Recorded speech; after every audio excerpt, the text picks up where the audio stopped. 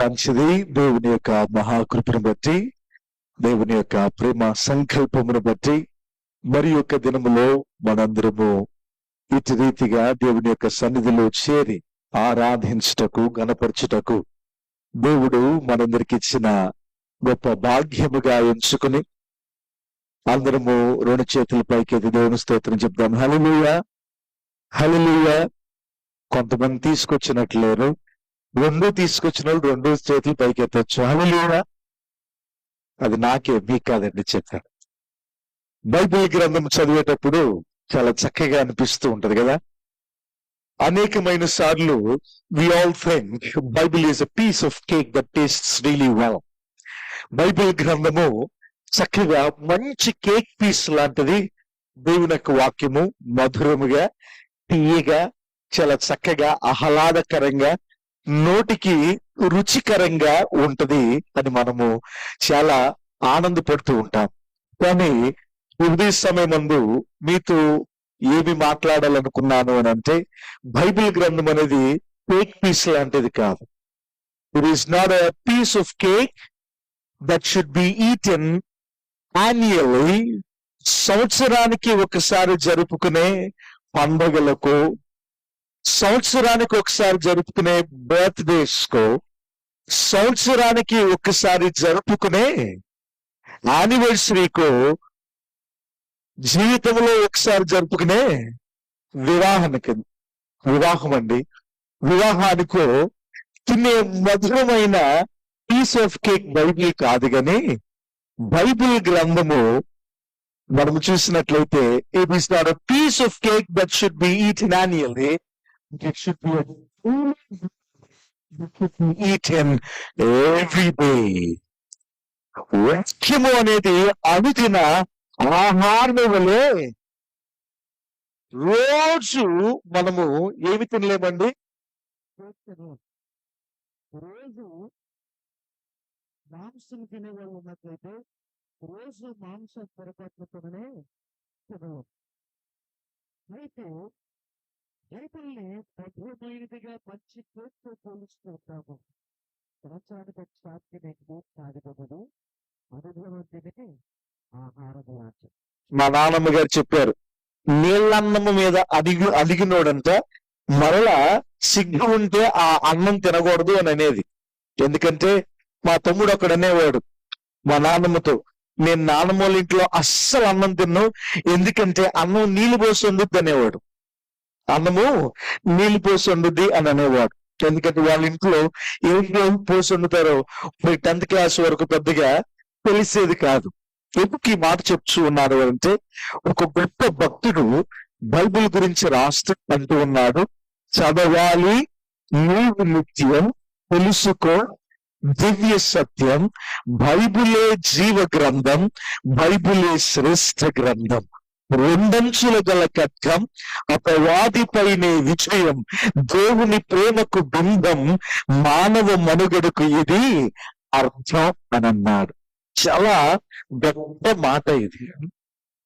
దేవుని ప్రేమకు బింబం, మానవుని యొక్క మనుగడకు ఇది అర్థం. మధురమైన పాటగా చక్కగా రాశారు. బైబిల్ తీసుకొచ్చిన వాళ్ళు ఒక్కసారి పైకెత్తి చదవాలి నీవు నిత్యం అని పాట ఒక్కసారి పాడదామా? చదవాలి, ఏదో ఒక కార్డు అండి. చదవాలి నీవు నిత్యం, తెలుసుకో దివ్య సత్యం. చదవాలి నీవు నిత్యం, తెలుసుకో దివ్య సత్యం. చదవాలి నీవు నిత్యం, తెలుసుకో దివ్య సత్యం. బైబిల్ జీవ గ్రంథం, బైబిల్ శ్రేష్ఠ గ్రంథం, బైబిల్ జీవ గ్రంథం, బైబిల్ శ్రేష్ఠ గ్రంథం. చదవాలి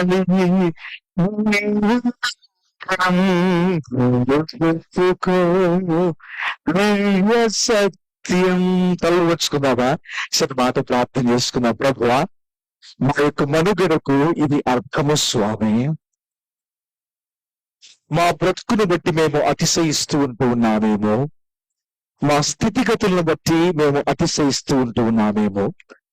మీ వాక్యము జీవము గలదు ప్రభువా. జీవించుచు ఉంటూ ఉన్న నీ మాట మా యొక్క చేతులలో, మా బ్రతుకుల్లో ఉంటూ ఉన్నది స్వామి. ఈ వాక్యము ద్వారా నీవు నాతో మాతో మాట్లాడుచూ ఉంటూ ఉన్నావు. అనుదినము నీవు ప్రభువా మమ్మలను దర్శిస్తూ ఉంటూ ఉన్నావు స్వామి. అందు నిమిత్తమై నీకు వందనాలు స్తోత్రాలు చెల్లిస్తూ ఉంటున్నాం. నీకేమిచ్చి మేము రుణము తీర్చుకోలేము స్వామి. ఈ యొక్క వేకాల సమయమందు ఈ వాక్యాన్ని మేము ధ్యానించుచూ ఉంటూ ఉండగా, వాక్యము ద్వారా నాతో మాతో మీరు మాట్లాడమని, నిర్జీవమైన ప్రతి క్రియను మాలో జీవింప చేయమని ప్రార్థన చేస్తుంటూ ఉన్నాను. ఈ వాక్కును ప్రతి కణములోనికి, మూకులలోనికి, నరములలోనికి, పంజములలోనికి కణమును చేయమని, చేసినట్లు ఆజ్ఞాపించమని ప్రార్థన చేస్తుంటూ ఉన్నాను. ఈ మాట ద్వారా ఈ మధ్యాహ్న కాల సమయమందు నాతో మాతో మాట్లాడాలని మీరు ఆశపడి ఉన్నారు. ఈ మాటల ద్వారా మాకు మా అందరికీ నేర్పించమని యేసు నామములో ప్రార్థించి వేడుకొనుచున్నాము మా పరమితండి. ఆమేన్. అందరం చెప్పామా ఆమేన్ అని? Amen. Thank you so much. కొంచెం సౌండ్ ఏమన్నా పెంచుతారా? కొంచెం అరవాల్సి వస్తుంది. Thank you. That's more than enough. Fine. 127వ కీర్తన మనం ధ్యానించుకున్నాం. అందరికీ సుపరిచితమైన కీర్తన. ఇల్లు లేని వాళ్ళు ఎవరైనా ఉన్నారండి ఇక్కడ? ఇల్లు లేని వారు ఉన్నారా?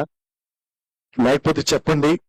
మీ కొరకు మరి గవర్నమెంట్ లో మీతో మాట్లాడే ఆ గవర్నమెంట్ లో 2 సెంటో 3 సెంటో 4 సెంటో ఇప్పిస్తూ ఉంటాం. ఎందుకంటే బైబిల్ గ్రంథం ఇల్లు గురించి మాట్లాడుతున్నది. మీ సంఘ కాపరి కూడా ఇల్లు ఓపెన్ చేయాలి కాబట్టి ఈ 127వ కీర్తన చదువుకున్నప్పుడల్లా మనము ఇంటిని జ్ఞాపకం చేసుకుంటూ ఉంటాం కదండి. ఒక ఇల్లు ఓపెన్ చేయాలనగానే మొట్టమొదట బొమ్మలారా మీ తన పైకెత్తండి, మహిమ గల ఈ రాజు ప్రవేశించినట్లు, పురాతనమైన తలుపులారా మీ యొక్క ఏం లేవనెత్తుకోవాలండి? మీ తలలను పైకెత్తుకొనడని. రెండవది మనం ఇమ్మీడియట్ గా తీసేది ఏంటి అని అంటే 127వ సంకీర్తన. చాలా చక్కగా ఉంటుంది ఈ కీర్తన. యెహోవాని కట్టించని ఎడల దానిని కట్టువాని ప్రయాసము, యెహోవా పట్టణమును కాపాడని ఎడల వేల్కొని ఉండుట వ్యర్థమే. మూడవది, మీరు ఏకువనే లేచి చాలా రాత్రి అయిన తరువాత కష్టార్జితమైన ఆహారము తినుచుండుట వ్యర్థమే. మన తప్పులు ఏమన్నారంటే కూడు గుడ్డ లేదు, కూడు గుడ్డ లేదు. ఈ 3 చాలా ప్రాముఖ్యమైనవి. ఈ 3 లేకపోతే మానవుడు మనుగడ చాలా కష్టం. తినటానికి ఏది పెద్దలు అంటారు కదా, గంజే నమ్మకి గంజే దిక్కని. ఆ గంజో, ఆ నీళ్ళు, ఆ పాలు ఏమిటి మనం తింటే ఒక సంతృప్తి, పూటకు ఆ సరిపడే ఆహారము మన కట్టు నిండితే చాలు. కొంతమంది ఎగ్గి పెడుతూ ఉంటారు కదా, కొంతమంది ఇది బాగాలేదు ఇది బాగాలేదు అని అంటూ ఉంటారు. మా నాన్నగారు అనేవాడు, రాయి కొట్టుకుంటాకి ఏ రాయి కావాలి అని అనేవాడు. రాళ్ళు కొట్టుకుంటాకి ఏ రాయి కావాలి, కడుపు నించుకోవటానికి ఏ ఆహారం కావాలి అని. మేము 7 నేను జ్యేష్ఠుడిని, పిల్లలు అంటారు కదా, జ్యేష్ఠపుత్ర పంపబేకర అని. నేను 7 పెద్దవాడిని. ఆఖరి 2 మా తమ్ముడు, మధ్యలో 4 చెల్లెళ్ళు. అందరి పెళ్ళి నిన్న నవంబర్తో చేశాం. అయితే ఈ కుటుంబ వ్యవస్థను చూసినప్పుడు ఈయన హైందవత్వంలో నుండి క్రైస్తవత్వానికి వచ్చినవాడు. యేసు ప్రభును స్వరక్షకునిగా 36 ఏట మా నాన్నగారు నమ్ముకున్న తర్వాత ఎవరు యేసు గురించి నేర్పించకపోతే ఎవరో ఒక ఆయన నీవు బాత్రూమ్ లో గనక ఉంటే నేను నేర్పిస్తానన్నాడంట. బాత్రూమ్ లో ఉన్నాడు ఆయన 3 నెలలు. ఆయన వాడుకున్న బాత్రూమ్ లోనే అక్కడే మా మమ్మీని కూడా ఉంచాడు. పెద్ద స్టోరీ సింపుల్ గా చెప్తూ ఉన్నాను నేను. ఇక్కడ ఈయన యొక్క పట్టుదలను చూసి రౌడీగా ఉన్న ఈయన్ని ఏం చేశారంటే దేవుడు మార్చుకున్నాడు, పిలుచుకున్నాడు, సేవకునిగా ఆయన బయలులో వెళ్ళాడు. దేవుని స్తోత్రం, హల్లెలూయా. అలాగే మా మామగారి గురించి చెప్పాలంటే ఆయన గంధపు చెక్క smuggler. Part 1 part 2 the rise the rule ఇప్పుడు చూస్తున్నారు మీరు. ఎప్పుడో చూసాడు ఆయన. ఫారెస్ట్ ఆఫీసర్ చంపి పోలీసుల దగ్గర దెబ్బలతోనే ఇలాగ వెళ్ళి వచ్చి పోలీస్ స్టేషన్ లో ఉండకుండా బయటికి తిరిగాడు ఆయన. అసలు పోలీసులు దెబ్బతారు కానీ స్టేషన్ లో పెట్టలేదు. మేము అప్పుడప్పుడు ఎగతాళి చేస్తూ ఉంటాం, మీ స్టోరీ తీసారా మామగారు అని. ఆయన పాస్టర్ గారు అయ్యి 16 సంఘాలు నక్సలైట్ ఏరియాను ఆయన ఎక్కడైతే దోపిడీ దొంగతనం చేశాడో అక్కడే ఈ యొక్క సంఘాన్ని స్థాపించుకుంటూ వచ్చారు. ఎందుకు ఈ మాట చెప్తూ ఉన్నారు అంటే, ఈ కూర బాగాలేదు అని పొరపాటు మేము అన్నామంటే 5 రోజులు వండించాడు మా డాడీ అదే కూర. 5 రోజులు. ఇది బాగాలేదు అని అంటే 5 రోజులు వండించేవాళ్ళు. అందరూ గడగడ ఒలిచిపోయేవాళ్ళం. కాకపోతే ఆయనకి పూట గడిచేది కాదు. పెద్దవాళ్ళు అందరిలో పెద్దవాడిని కదా, ఎవరేది చేసినా నాకు పడుతూ ఉండేది, దెబ్బలు పడుతూ ఉండేది నాకు. ఎంత భయంకరంగా అంటే అంత భయంకరంగా నేను దెబ్బలు కొడుతూ ఉండేవాడు. ఎందుకు ఈ మాట చెప్తున్నానంటే, కుటుంబం గురించి రాస్తూ ఈ 127వ కీర్తనలో పైన ఒక ఇన్స్క్రిప్షన్ ఇస్తాడు. ఆ ఇన్స్క్రిప్షన్ ఏమని రాయబడిందండి? 127వ కీర్తనలో ఏమనుందండి? యాత్ర కీర్తన. యాత్ర కీర్తన అంటే ఏమిటి? యాత్ర అంటే ఏంటి? ప్రయాణము, జర్నీ. ఈ ప్రయాణము ఎక్కడికి ప్రయాణంలో ఈ కీర్తన రాస్తూ ఉన్నాడు అనంటే, ప్రతి ఇశ్రాయేలీయుడు ముమ్మారు ఒక వత్సరములో, ఒక సంవత్సరానికి యెరూషలేము దేవాలయానికి వెళ్ళాలి. మొట్టమొదటిది ఏ పండగండి? పస్కా పండుగ. రెండవది న్యూ ఇయర్ ఫెస్టివల్. ఏంటండి? పులియని రొట్టెల పండుగ. మూడవది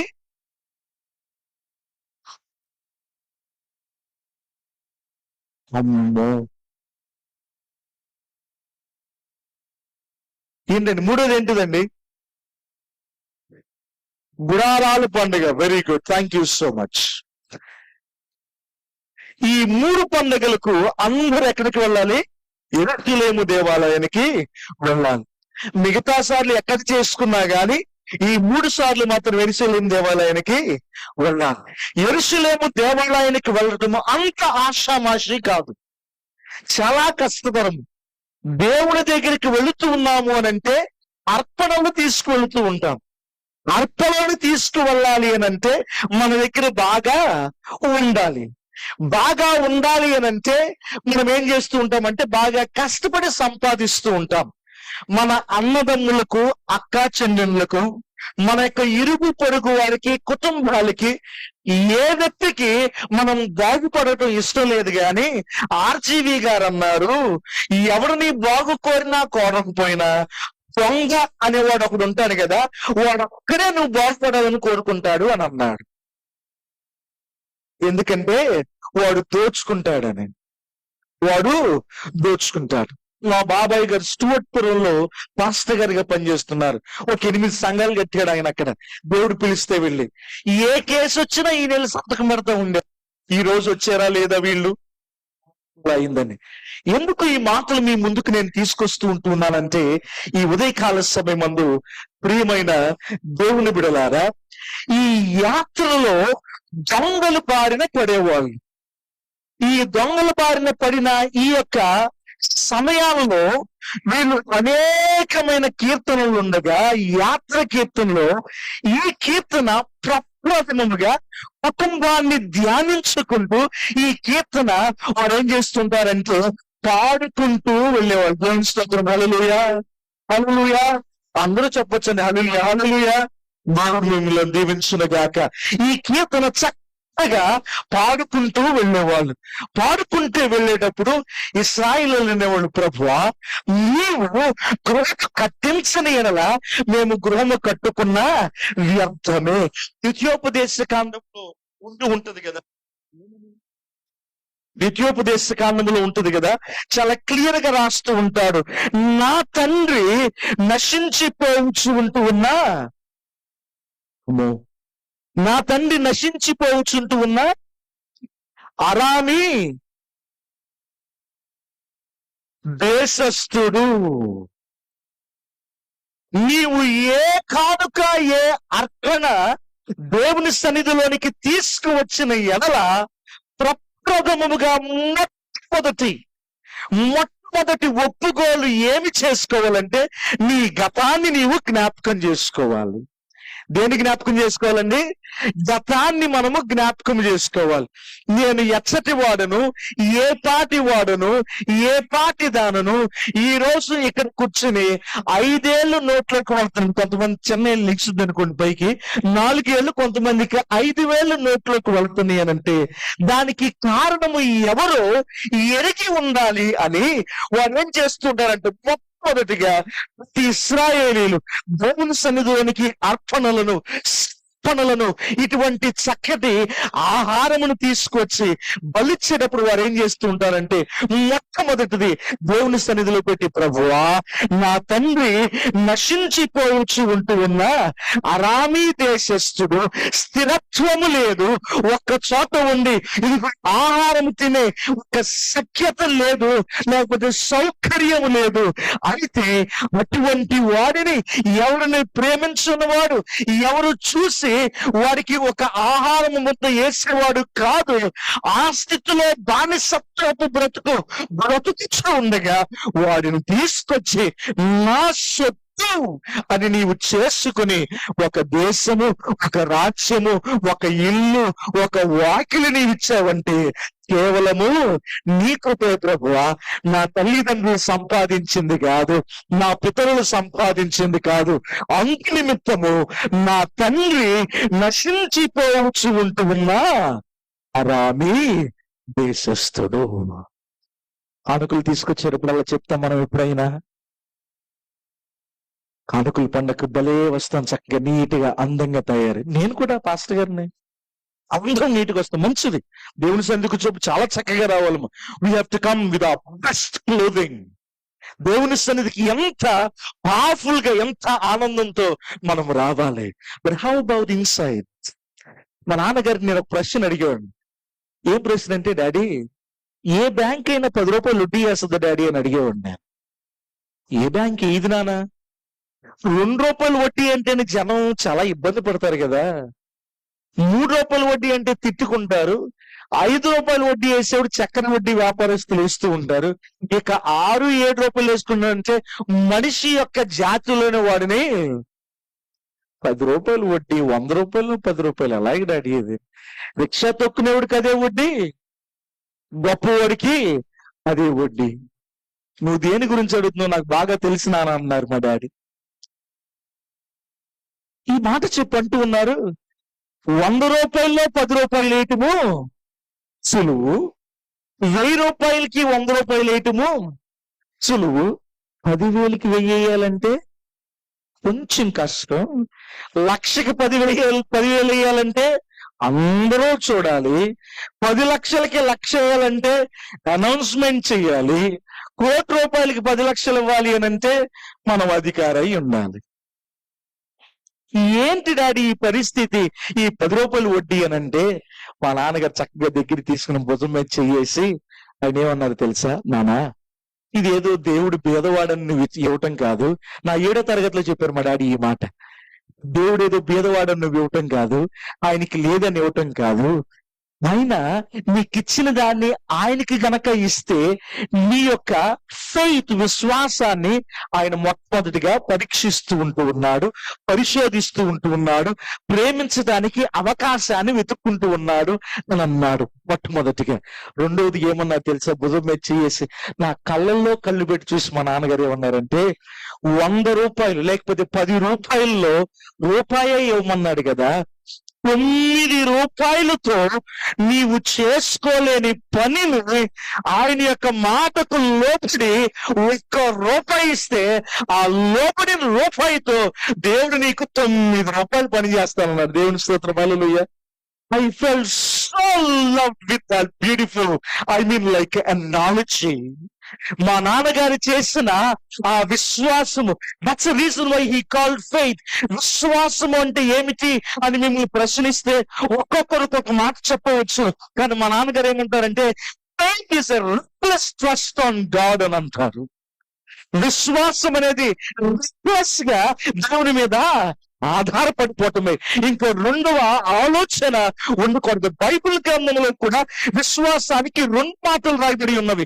మొట్టమొదటి మాట ఫెయిత్ అంటే విశ్వసించడము. ఎవరైనా విశ్వసించవచ్చు ఆ యొక్క పరిస్థితి వస్తే. కానీ బైబిల్ గ్రంథము పరిభాషలో విశ్వాసానికి వాడబడిన మాట ఏమిటి అని అంటే గ్రీక్ భాషలో పిస్టిస్ అనే మాట వాడతాడు. పిస్టిస్ అంటే అర్థం ఏమిటి అని అంటే నమ్మటము కాదు, విశ్వసించడము కాదు, దానికంటే ప్రాముఖ్యము ఆధారపడటము. దేవుని స్తోత్రం. హల్లెలూయా. విశ్వాసం అంటే నమ్మకంతో సంబంధము లేనిది. విశ్వాసం అంటే లేమిలోను కలిమిలోను, వ్యాధిలోను బాధలోను, ఆరోగ్యములోను దుఃఖములోను, శ్రమలోను అనారోగ్యములోను ఆయన చిత్తానికి మాత్రమే లొక్కడి, ఆయనకు మాత్రమే శిరస్సు వంచి ఆయన మీద ఆధారపడటము. దేవుని స్తోత్రం. హల్లెలూయా. దేవుని మీద మాత్రమే ఆధారపడే వాళ్ళు దేవుని స్తోత్రం చెప్తావా? హల్లెలూయా. ఈ మధ్యాహ్న కాల సమయమందు ప్రియమైన దేవుని బిడ్డలారా, ఈ 127వ కీర్తన చదివేటప్పుడు మనము గ్రహించవలసినది ఏమిటి అంటే ఈ కుటుంబాల గురించి మాట్లాడుతూ చాలా చక్కగా ఈ కీర్తనాకారుడు ముందుకు తీసుకుంటూ రాస్తున్న మాట మొట్టమొదటిది ఏంటి అని అంటే యెహోవా ఇల్లు కట్టించని ఎడలా దాని కట్టువాని ప్రయాసము వ్యర్థము. ఈ 3 పండుగలకు వాళ్ళు చక్కగా ఈ కానుకలు తీసుకెళ్లేటప్పుడు కుటుంబాన్ని జ్ఞాపకం చేసుకుని ఈ కీర్తన పాడుకుంటూ వెళ్తారు. అందుకని దీన్ని ఏమన్నారు? ఈ యాత్ర కీర్తన. మనం పాడతాం. ఇది మన బ్రతుకు యాత్రలో ఈ కీర్తన మనం పాడతామా? ఒకవేళ దీన్ని పూర్తిగా నేను మీతో ధ్యానించిన తర్వాత పాడాలి, చదవాలి అని అంటారేమో. ఒకవేళ మీరు అన్నట్లయితే మనందరము ధన్యులమే. ఎంత గొప్ప కీర్తన అంటే ఇది. దేవుడు లేకుండా మానవుని యొక్క మనుగడకు కావలసిన 3 పనులు: కూడు, గుడ్డ, నీడ. దేవుడు లేకుండా ఇక్కడ సొలొమోను రాస్తున్న కీర్తన ఇది. ఈ జ్ఞాని అయిన సొలొమోను, I call him as a philosopher of uselessness, అని పిలుస్తూ ఉంటాను. ఈ జ్ఞాని అయిన సొలొమోను బిడ్డలు ఎగ్జామ్కి వెళ్ళినప్పుడు ప్రభువా సొలొమోనుకి ఇచ్చిన జ్ఞానము వీడికి ఏమి కూడా అటువంటి ప్రార్థన చేయొద్దు. ఆయన జ్ఞానం ఎవరికి రాకూడదు. బైబిల్ గ్రంథంలో ఒక మాట చెప్పిన తర్వాత కూడా పాటించిన వాడు ఎవడన్నా మంచి కొడుకు, చెట్టవాడిగా అయినాడు ఎవరు ఉన్నారంటే ఆయన సొలొమోను. He is an unsuccessful son. తండ్రి యుద్ధాలన్నీ చేసిన తర్వాత భుజం మీద చెయ్యేసి మరణ కాలమందు సమీపించగా 2వ రాజుల గ్రంథంలో ఉంటుంది కదా 2వ అధ్యాయంలో, ఇదిగో దావీదు సొలొమోనుతో మాట్లాడుతూ ఉన్నాడు, నానా లోకులందరూ పోవలసిన మార్గమున నేను పోవచ్చు. నేను అతిథుని కాదు, లోకులందరూ పోవలసిన మార్గమును నేను పోవచ్చు ఉంటూ ఉన్నాను.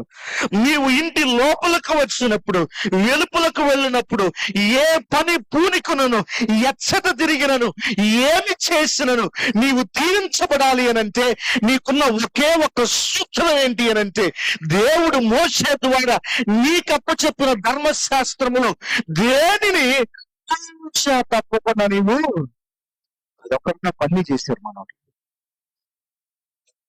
అదొక్కటి తప్ప అన్ని చేసిన అజ్ఞాని ఈ జ్ఞాని అయిన సొలొమోను. తండ్రికి విరోధిగా, భక్తికి ఎదురుగా, పెద్దలు అంటారు కదా, వీడు మతానికి ఎదురు మంచానికి అడ్డండి అని అంటారు. సొలొమోను చేసింది, he is known to be the king who took Israel to the peak. ఇశ్రాయేలును ఉన్నతమైన స్థితికి తీసుకెళ్లిన వాడు సొలొమోనే. ఇశ్రాయేలు పతనానికి ప్రారంభమైన వాడు సొలొమోనే. ఆయన రాస్తూ ఒక మాట వాడతాడు. ఆయన దేనికి ఫేమస్? వ్యర్థము అనే మాటకు ఫేమస్. దేనికి ఫేమస్ అండి? వ్యర్థము. హెబ్రీ భాషలో వ్యర్థము అనే పదానికి వాడబడిన పదం ఏంటంటే షావ్. SHAV, షావ్. షావ్ అనే పదం వాడతారు. ఈ షావ్ సొలొమోను ప్రతిసారి వాడతాడు. ఇల్లు కట్టలేదా? వ్యర్థము. ఆహారం సంపాదించుకుంటున్నావా? వ్యర్థము. ఇంకోటి ఏంటండి? ఇంకోటి ఏముంది? ఇల్లు, ఆహారము. మూడవది పట్టణాన్ని నీవు కాపాడుకుంటున్నావా? వ్యర్థము. వ్యర్థము, వ్యర్థము, వ్యర్థము, సమస్తము వ్యర్థం అంటాడు సొలొమోను. ఆ మాటకు అర్థం ఏంటో తెలుసా? షావ్ అనే మాటకు ఏంటి అని అంటే, ప్రభువా నీ స్థానములో నా సొంత జ్ఞానాన్ని నేను పెట్టాను అంటే నాకు నేనుగా నీ స్థానాన్ని నేను తీసుకుని ఉన్నాను అని అర్థం. నాకు నేనుగా నీ స్థానాన్ని తీసుకున్నాను. ఇంకా లోతుగా వెళ్ళి చదివితే హెబ్రీ భాషలో ఐడలిటరీ అంటే విగ్రహారాధన అనే అర్థం వస్తుంది. అది ఎవరు అక్కడ విగ్రహం అంటే నేనే. మరి ఏ విగ్రహము లేనే లేదు.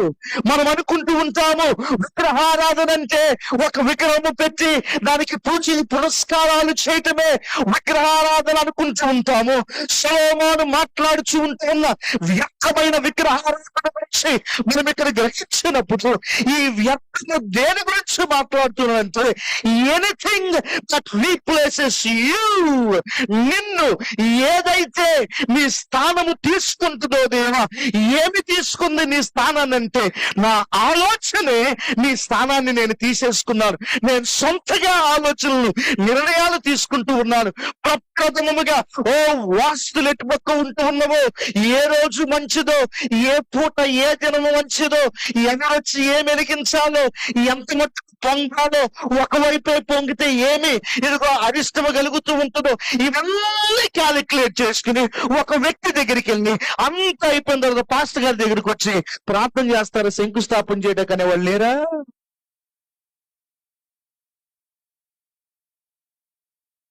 This is what we call as cancerous to Christianity. క్రైస్తవత్వానికి క్యాన్సర్ గడ్డ లాంటి వాళ్ళు. క్రైస్తవత్వానికి చెడు చేసేవారు, విలువ లేకుండా చేసేవారు. అటువంటి వారు జ్ఞాని అయిన సొలొమోనుతో ఈ మధ్యాహ్న కాల సమయం ముందు పోలుస్తూ ఉంటూ ఉన్నాను నేను. ఎందుకు ఈ మాట చెప్తున్నానంటే, సొలొమోను 3 విషయాలు చెప్తాడు. దేవుడు లేకుండా కుటుంబాన్ని కట్టుకోవచ్చు అంటాడు.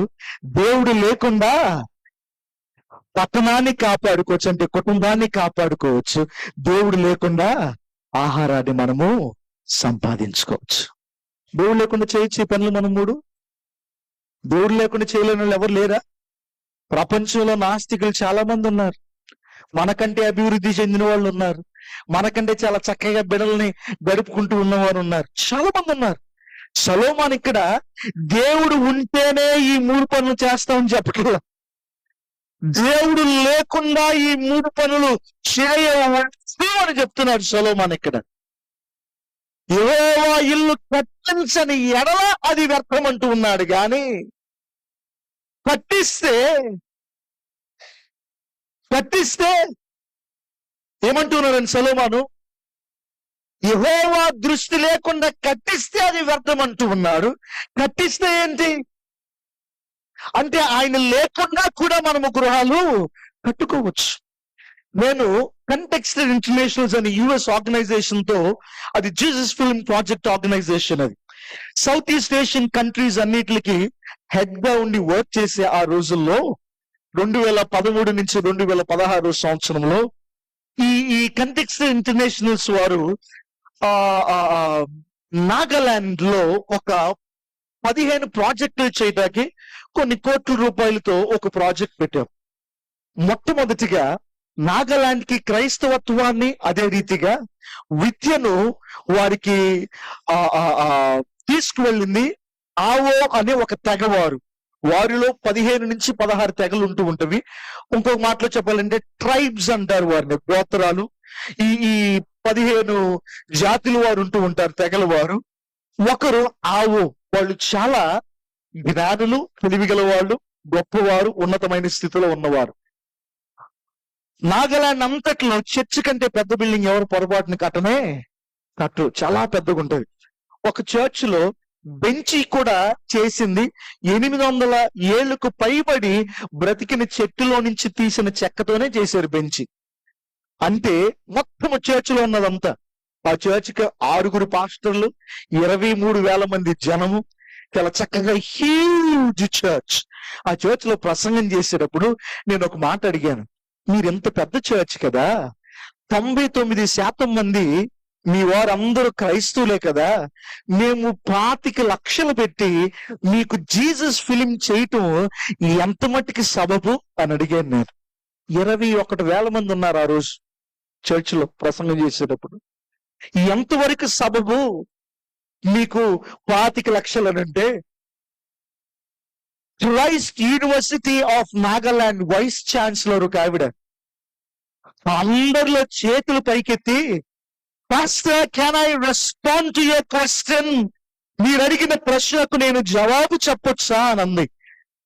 చెప్పండి అని అన్నప్పుడు ఆవిడేమందో తెలుసా, we are Christians by tradition and not by conviction అని అంది.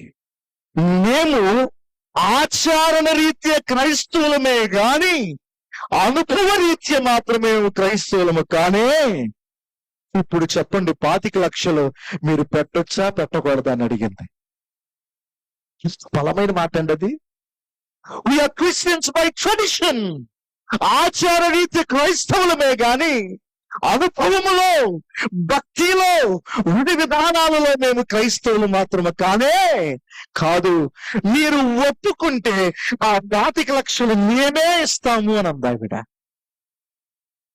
ట్రాన్స్లేటెడ్, ఆ ఫిలిం ట్రాన్స్లేట్ చేసి బయటకు అలాగ మేము వచ్చేసి, ఎందుకు ఆ మాట మీ మధ్య జ్ఞాపకం చేస్తుందంటే, అలాగూ ఆ దిమాపూర్ నుండి వేరే ఆ యొక్క కోహిమా క్యాపిటల్ ఆఫ్ నాగాలాండ్ కి వెళ్ళేటప్పుడు, పెద్ద పెద్ద కొండ మీదగా వెళ్ళేటప్పుడు మేము హెలికాప్టర్ లో నుంచి కిందకు చూస్తే బ్యానర్ పెట్టున్నది.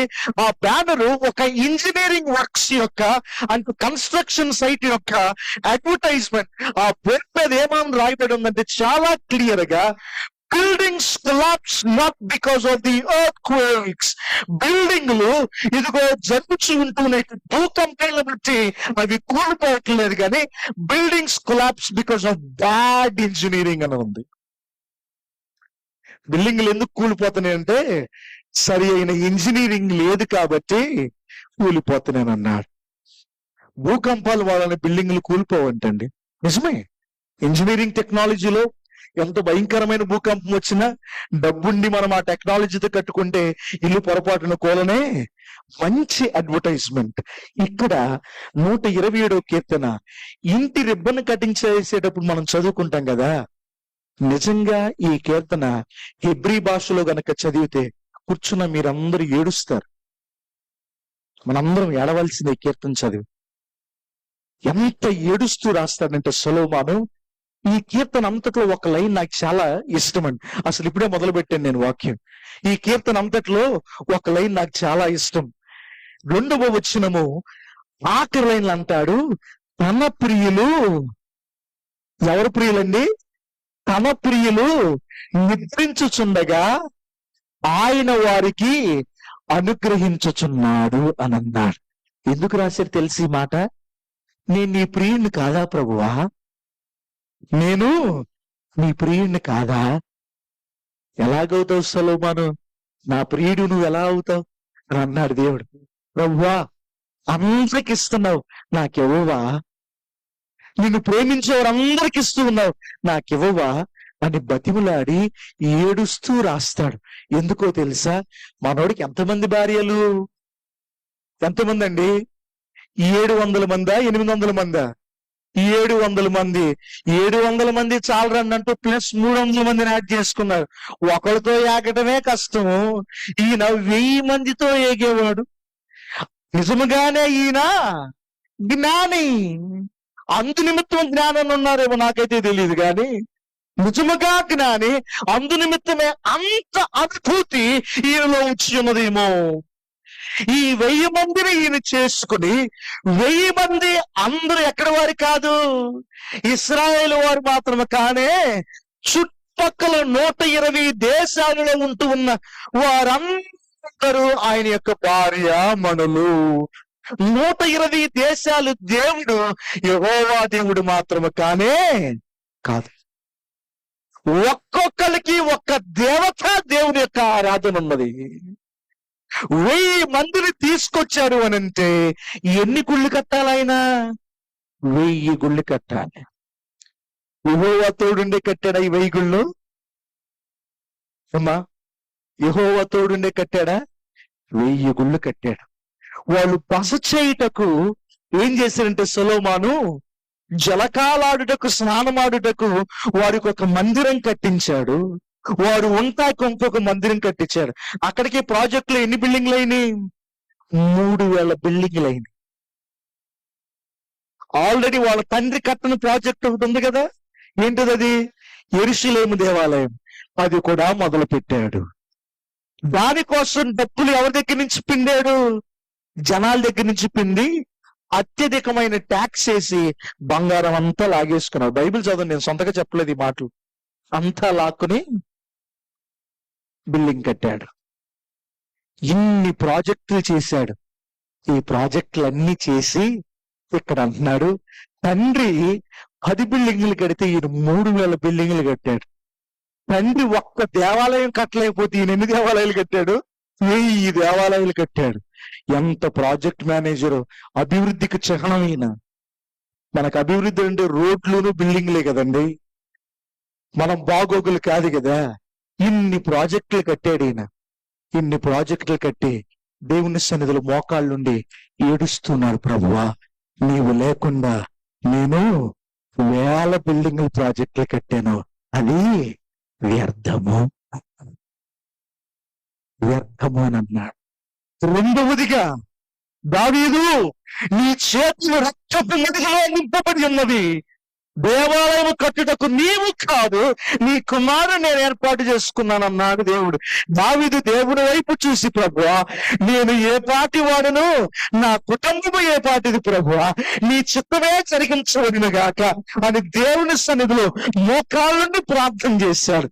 ప్రియమైన దేవుని బిడ్డలారా, దావీదు ఎన్నో యుద్ధాలు చేస్తే సొలొమోనుతో దేవుడు ఒక్కటంటే ఒక్క యుద్ధం కూడా చేయించలే.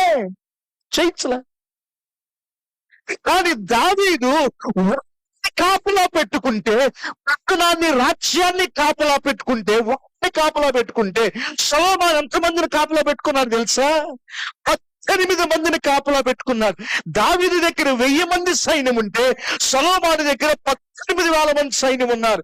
దావీదు దగ్గర 10,000 మంది సైన్యం ఉంటే సొలొమోను దగ్గర 1,80,000 మంది సైన్యాన్ని బాగా ధనము చేకూర్చుకుని ఎంత అభివృద్ధి చేశాడు. మూడవది కంటూ ఉన్నాడు, చాలా రాత్రి అయిన తర్వాత కష్టార్జితమైన ఆహారం తినుచు వండుకొనుచుంటే కూడా వ్యర్థమే అంటూ ఉన్నాడు కదా సొలొమోను. చుట్టుపక్కలన్నీ రాజ్యాలు ధనమంతా తీసుకొచ్చి పోగేసిన సొలొమోను యొక్క ధనమంతా 18 రెట్లు ఎక్కువ ఉందంట. ఎన్ని రెట్లండి? 18 రెట్లు ఎక్కువ ఉంది. దేవుడు లేకుండా ఇల్లు కట్టాడా? కట్టాడు. దేవుడు లేకుండా పట్టణాన్ని కాపాడాలనుకున్నాడా? కాపాడాడు. దేవుడు లేకుండా కష్టపడి ఆహారాన్ని సంపాదించాడా? కోట్లలో సంపాదించాడు.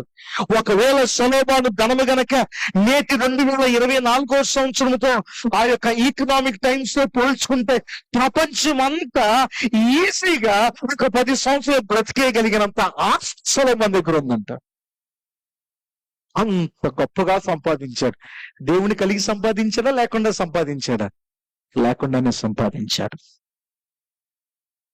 ఏడుస్తున్నాడు, నీ ప్రియులకి ఇస్తూ ఉన్నావు, నాకివ్వట్లేదని ఏడ్చాడు. సడన్ గా ఈ 3 మాటలు చెప్పి వేరే మాట దగ్గరికి వెళ్ళాడు సొలొమోన్. దేని దగ్గరికి వెళ్ళాడండి సడన్ గా? ఎవరి దగ్గరికి వెళ్ళాడండి? కుమారులు కుమార్తెలు. ఆ మాట చదువుతారా? కుమారులు యెహోవా అనుగ్రహించు స్వాస్థ్యము, గర్భఫలము ఆయన ఇచ్చు బహుమానము. స్వాస్థ్యము, బహుమానము. బహుమానం అంటే మనందరికీ తెలుసు. స్వాస్థ్యము అని అంటే ఏంటి? ఆస్తికి కర్త. మై ఇన్హెరిటెన్స్ అని ఉంటుంది ఇంగ్లీష్ బైబుల్లో. మై ఇన్హెరిటెన్స్ అని ఉంటుంది. ఓ నా ఆస్తికి కర్తలు 1000 మంది ఉన్నారు కదా, మరి ఎవడు కర్త కర్మ క్రియ తదుపరి అని అంటే ఇక్కడ సొలొమోను అంటూ ఉంటాడు, గర్భఫలము ఆయన ఇచ్చు బహుమానము, కుమారుడు యెహోవా ఇచ్చు స్వాస్థ్యము అని అన్నాడు. హెబ్రీ భాషలో స్వాస్థ్యము అంటే అర్థము ఏమిటి అనంటే, నీ నా యొక్క ధనమునకు, ఆస్తికి మన తదనంతరము వచ్చే వారసుడు కాదండి. స్వాస్థ్యము అనంటే is moral, ethical, religious, faith, value లెకేట్. అంటే ఆయన దేనికి స్వాస్థ్యము అనంటే నీ బిడ్డలైన వారు నీ నీ విశ్వాసానికి, నీ నైతికతకు, నీ విలువలకు, నీ జ్ఞానమునకు, నీ దేవునికి, నీ సమాజమునకు వారు స్వాస్థ్యము గాని నీ ఆస్తికి మాత్రం వారు స్వాస్థ్యము కానే. ఎంతమంది మేము మన యొక్క బిడ్డల కొరకు ఎంతో కూడబెట్టుకుంటూ ఉంటాం, వారికి ఏమిటో ఇవ్వాలనుకుంటూ ఉంటాం. వాడు చిన్నప్పటి నుంచే చూస్తూ పెరుగుతూ ఉంటాడు. నా కొడుకు ఒక్కడే నాకు, వాడికి కరెక్ట్ గా 5.5 సంవత్సరాలు. మొన్నటి రాత్రికాల సమయం ముందు నిద్రపోయేటప్పుడు, mummy why are you pressing me to study so hard అని అన్నాడు. ఎందుకు నేను ఇంత కష్టంగా చదువుకోవాలి అని అన్నాడు. టెంపనీ స్కూల్లో పెద్దగా నన్ను ప్రెషర్ చేయట్లేదు మమ్మీ, నువ్వే ప్రెషర్ చేస్తున్నావు ఇంటి దగ్గర అని అన్నాడు. చదువుకుంటేనే డాడీకి లాగా గొప్పవాడు అవుతావు అని అన్నది మా భార్య. ఇప్పుడు వీడంటూ ఉన్నాడు, చదువుకుంటే గొప్పవాడు అవ్వాల్సిన అవసరం లేదు, ఎందుకంటే డాడీ వాళ్ళు ఏడుగురు కదా, నాకెవరో లేరు కదా, డాడీ సంపాదించినంతా నాకే కదా, నాకిద్దరు మగపిల్లలు 2 ఆడపిల్లలు ఉంటారు, మరి వాళ్ళు నలుగురికి ఎక్కడ తీసుకొచ్చి పెడతారంటే ఈ సంపాదన అంతా నాదే కదా, నా తీసుకెళ్ళి వాళ్ళకి పెట్టుకుంటాను అన్నాడు. 5.5 years old. 5.5 years old. 5.5 సంవత్సరాలు. ఎటువంటి ప్రపంచంలో మనం బ్రతుకుతున్నామంటే, మన బిడలైన వారు ఆవలిస్తే పేగులు లెక్క పెట్టే జాతి గలవారు వీళ్ళు. ఆవలిస్తే పేగులు లెక్క పెట్టే జాతి గలవారు. ఇక్కడ సొలొమోను ఈ కీర్తన మోకాల మీద కూర్చుని ఏడుస్తూ ఈ కీర్తన రాస్తున్నాడు. ప్రియమైన దేవుని బిడ్డలారా గమనించండి. అలసిపోయిన వారు దేవుని స్తోత్రం చెప్పండి. హల్లెలూయా. కొంతమంది అలసిపోయిన ఉన్నారు. ముగిస్తాను నేను త్వరగానే. ముగించాలన్న వాళ్ళు దేవుని స్తోత్రం చెప్పండి. హల్లెలూయా. అందరూ ఉన్నారు. అంతట వెరీ గుడ్ అండి. కలగలిసి ఉన్న గురువులు గోధువు లేదు అంటారు కదా, weeds and wheat both together. Fine. ఊరికనే మిమ్మల్ని మేల్కొంటాకి ఆ మాట అంటూ ఉన్నారు. సొలొమోను ఈ కీర్తన ఏడుస్తూ రాస్తూ ఉన్నాడు. తర్వాత ఎక్కడికి వెళ్ళాడు సొలొమోను? తర్వాత మాట చదవండి, నేను ముగిస్తాను త్వరగా. మీదే యవన కాలం ముందు పుట్టిన బిడ్డలు బలవంతుని చేతిలో బాణముల వంటి వారు.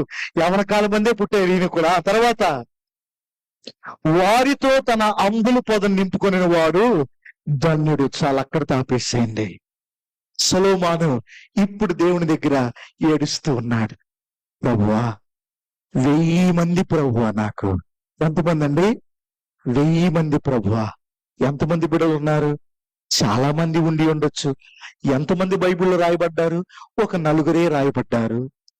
ఎంతమంది బిడ్డలు ఉన్నారు కదా, ప్లీజ్ ప్రభు అని ఏడుస్తూ ఉన్నాడు. దేవుడు ఏమన్నాడు తెలుసా? సొలొమోను, ఇశ్రాయేల్ అందరితో నేను ఒక నిబంధన చేసుకున్నాను. నీ తండ్రి ఇంట దావీదుతో ఒక ప్రత్యేకమైన నిబంధన చేసుకుని ఉన్నాను. నీ ఇంటిలో ఒక్కడైనా నన్ను సేవిస్తే ఈ సింహాసనం మీద లేకుండా పోడు, ఎవరొకరు దాని మీద కూర్చుంటారు అని అన్నాడు. సొలొమోను దావీదు దిగటమే సర్వనాశనం చేసేశాడు. దేవుడు సొలొమోనుతో ఏమన్నాడు తెలుసా? సొలొమోను, నీవు తక్కిన పూట ఈ రాజ్యం 2గా చేస్తానన్నాడు దేవుడు. ఏమన్నాడండి? నీవు చచ్చిన పూట ఈ రాజ్యం రెండుగా చేస్తానన్నాడు. ప్రభువా వద్దు, నా నాన్న కష్టపడి కట్టుకున్నాడు, నేను తప్పిదం చేశాను. లేదు, నీవు చచ్చిన పూట ఈ రాజ్యము రెండుగా విభజించబడబోతున్నదన్నాడు దేవుడు. ఏడుస్తున్నాడు ప్రభువా, నీవు లేకుండా ఇల్లు కట్టాను, అది వ్యర్థమే. నీవు లేకుండా పట్టణాన్ని కాపాడుకున్నాను, వ్యర్థమే. నేనే పగలగొడతాను అంటూ ఉన్నాను కదా సొలొమోను. తీసుకురా, ఎవరిని తీసుకొచ్చి కాపాడుతావు అని అన్నాడు దేవుడు. ఏడుస్తూ ఉన్నాడు సొలొమోను. No, I will break it అని అన్నాడు దేవుడు.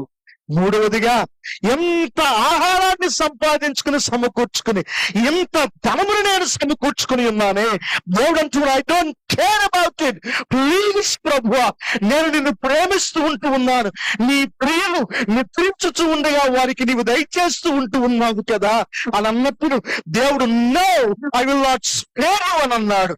అప్పుడు మోకాళ్ళ మీద పడి ఏడుస్తూ, కుమారులు యెహోవా ఇచ్చు స్వాస్థ్యము, గర్భఫలము ఆయన ఇచ్చు బహుమానము, 1000 మందున్న నా గర్భఫలము ఒక్కడ దీవించబడలేదు ప్రభువా. 1000 మందున్నా ఒక్కడ దీవించబడలేదు. లాస్ట్ లో అంటాడు, వారితో వాడి అంబులు పొద నింపుకున్నవాడు ధన్యుడు, అట్టి వాడు సిగ్గుపడక తమ బ్రతుకు దినముల తన గుమ్మములో తమ విరోధులతో వాదించెదరు. అర్థమైందా? నేను చచ్చిన పూట నా శత్రువుతో పోరాడేవాడిని ఒక్కడిని నేను కనలేకపోయాను. నేను చచ్చిన పూట నా శత్రువుతో పోరాడేవాడిని, నా రాజ్యాన్ని నిలబెట్టేవాడిని ఒక్కడిని కనలేకపోయాను. 1000 మంది ఉన్నారు నాకు. గర్భఫలాన్ని దేవుడు దీవించకపోతే ఎన్ని ఇళ్ళు కట్టుకున్నా, ఎంత సంపాదించినా, ఎంత కూడబెట్టి దాచుకున్నా, ఈ గర్భఫలము ఆయన బహుమానం కాకపోతే, నీ అంబుల పొదలో ఎంతమంది ఉన్నా నీ శత్రువుతో వాదించేవాడు ఒక్కడు కూడా ఉండడు. ఇప్పుడు చెప్పండి, ఏ విషయంలో చదువుకోవాలి ఈ కీర్తన? మనం ఇల్లు కట్ చేసేప్పుడు చదువుకుంటామే. This is speaking about family engineering. ఒక కుటుంబాన్ని ఎలాగో కట్టుకోవాలో, ఇంజనీర్ గృహాన్ని ఎట్లా కడతాడో, కుటుంబాన్ని ఏ విధంగా కట్టుకోవాలో ఆయన బ్రతుకు ద్వారా చెప్తూ ఉన్నాడు సొలొమోను. ఇంకొక సత్యం చెప్పనా? సొలొమోనప్పుడు, దావీదప్పుడు ఏకమైన ఆ 12 గోత్రాలు సొలొమోనప్పుడు ధనమును చూసింది. సొలొమోనుతోనే పతనము మొదలైంది. ఆ రోజు విడిపోయిన ఆ రాజ్యం, ఆ కుటుంబము ఈ రోజు ఈ క్షణము మనం వాక్యం ధ్యానించుకుంటూ ఉన్నాం కదా, ఈ క్షణం వరకు మరలా తిరిగి కలవలేదు. మరలా తిరిగి ఇశ్రాయేల్ ఇంకా యుద్ధం చేస్తూనే ఉంది. ఎక్కడెక్కడో ఉన్నారు, చెట్టుకొకళ్ళు పుట్టుకొకళ్ళు అయిపోయారు, చల్లా చెదురులు అయిపోయారు. ప్రియమైన దేవుని బిడ్డలారా, 127వ కీర్తన మన బ్రతుకు యాత్ర కీర్తన విశ్వాసానికి. ఈ యాత్ర కీర్తనలో దేవుని లేకుండా నీ కుటుంబాన్ని నీవు నిర్మాణిస్తూ ఉంటూ ఉన్నావేమో. దేవుడు లేకుండా నీ బిడ్డలను నీ కష్టార్జితముతో రాత్రి పగలు సంపాదించుకుని నీ సొంత జ్ఞానముతో వారిని కాపాడుకుంటూ ఉన్నానని నీవు అనుకుంటూ ఉన్నావేమో. సొలొమోను అంటూ ఉన్నాడు, అది వ్యర్థమే అని అంటూ ఉన్నాడు. ఈ మధ్యాహ్న కాల సమయమందు ఇట్టి మాటల ద్వారా మనందరినీ హెచ్చరిస్తూ ఉంటూ ఉన్నాను నేను. ఎందుకు అనంటే, కుటుంబాలు విచ్ఛిన్నమైపోయి వివాహాలకు విలువలేని, విలువలకే విలువైన సమాజంలో నీవు నేను బ్రతుకుచూ ఉంటూ ఉన్నాను. తమిళనాడులో 11 సంవత్సరాలు బాలిక మెచ్యూర్ అయ్యి ప్రెగ్నెంట్ వచ్చి 9 నెలలు బాత్రూమ్ లోకి వెళ్ళి మగ శిశువుకో పాపకో జన్మనిచ్చి తన దగ్గర ఉన్న పెన్నుతో పేగు కట్ చేసి ఏమీ జరగనట్లు వేసి క్లాస్ రూమ్కి వచ్చి కూర్చుంది. ఎవరో వెళ్ళి చూస్తే, చెప్తే, ఏమైనా తర్వాత ప్రశ్నిస్తే, ఏంటి ఇలాగ చేసావు అనంటే, నన్ను పెంచేవారేని నా తల్లి తన యొక్క సొంత పనిలో తన బిజీగా ఉంటూ ఉన్నది. నా తండ్రి సొంత ఉద్యోగంలో తన బిజీగా ఉంటూ ఉన్నాడు. నేను చేసిన తప్పేసిన ఎంత దోషం చేశానని ఎంతలో ఈ లోకంలో మాట్లాడింది. ఎక్కడ? తమిళనాడులో. మన ఊరిలో కూడా ఉండదు, మన ఊరిలో న్యూస్ లో రారంతే. మన ఊరోళ్ళు న్యూస్ లో రారు. ప్రియమైన దేవుని బిడలారా, కుటుంబ వ్యవస్థ విచ్ఛిన్నమైపోతూ ఉన్నది. నా బిడలు దీవించబడాలి అనంటే సొలొమోనును చూసి ఈ మధ్యాహ్న కలశం మంది పాఠం నేర్చుకోవాలి. ఏడుస్తూ రాస్తాడు, ఏమని? ప్రభువా, నీవు లేకుండా గృహాన్ని కట్టాను, నీవు లేకుండా సంపాదించుకున్నాను, నీవు లేకుండా కాపాడుకుని ఎన్నో పాలసీలు కట్టాను ప్రభువా. ఏ పాలసీలో నువ్వు లేవు ప్రభువా. తప్పు అంటలేదు నేను, కానీ ఎంత ఆధారపడుచు ఉంటున్నాము. సొలొమోను యొక్క జీవిత అర్థము పరమార్థము, నా కడుపున నా శత్రువుతో పోరాడేవాడిని ఒక్కడిని కనలేకపోయింది. తలలోంచుకుందాం, ఆ ప్రార్థన చేసుకుందాం. తలలోంచుకుందాం, ప్రార్థన చేసుకుందాం. ప్రభువా, మా బ్రతుకులలో మా బిడ్డలు అటువంటి వారు కాకూడదు స్వామి. నా భక్తి, నా బ్రతుకు, నా నడవడిక, నా విశ్వాసము ప్రభువా అట్టి రీతిగా ఉండకూడదు స్వామి. నీ పాదాల పట్టి బతిమలాడుకుంటూ ఉన్నా నా గర్భఫలమును దీవించు, నా బిడలను దీవించు. వారు అధికారులతో, సాతానుతో, ఓ శత్రు సమూహముతో పోరాడే శక్తి వారికి దయచేయి ప్రభువా. కుటుంబము విచ్ఛిన్నమైపోతున్న స్థితిలో మేము బ్రతుకుచూస్తూ ఉన్నాం. నా బ్రతుకులలో ప్రభు నీవు లేకుండా నేను సమస్తము చేస్తూ ఉంటున్నామేమో. నీవు లేకుండా నేను ఎంతో సంపాదించుకుంటూ ఉన్నానేమో ప్రభు. నీ ప్రియులు నిద్రిస్తూ ఉంటేనే వారికి నీవు దయచేస్తూ ఉన్నావే. అయితే నన్ను క్షమించు ప్రభువా, నన్ను స్వీకరించు స్వామి. నీ చేయి పట్టి నడిపించు, నీ మార్గము నాకు నిర్దేశించు ప్రభువా. మా బ్రతుకు విశ్వాసపు యాత్రలో, ఓ మా యొక్క కుటుంబ నిర్మాణములో, మా సంఘ భవిష్యత్తులో ప్రభువా, మా బిడల యొక్క భవిష్యత్తులో, మా బిడల యొక్క భవిష్యత్తులో ప్రభువా, ఓ నిన్ను కలిగిన వారి శత్రు సమూహమును ఎదురెత్తి ప్రభువా, ఓ రెండంచులు కలిగిన ఖడ్గము వలె, ఓ వృక్ష యొక్క వాక్యము ద్వారా, ఓ నరములకు నరములు, ఖండములకు ఖండములు, మూల్గులను సహితము ఓ ప్రభు పికిలింప చేయగలిగిన శక్తివంతమైన వాక్యపు ఆయుధముల వలె నా బిడ్డలను చేయుదును గాక అని మేము ప్రార్థన చేస్తూ ఉంటున్నాము. We pray, Lord, that our children would not stand idle. నన్ను చేర్చుకో స్వామి. చేపట్టి నడుపును. కన్న తల్లి చేర్చు.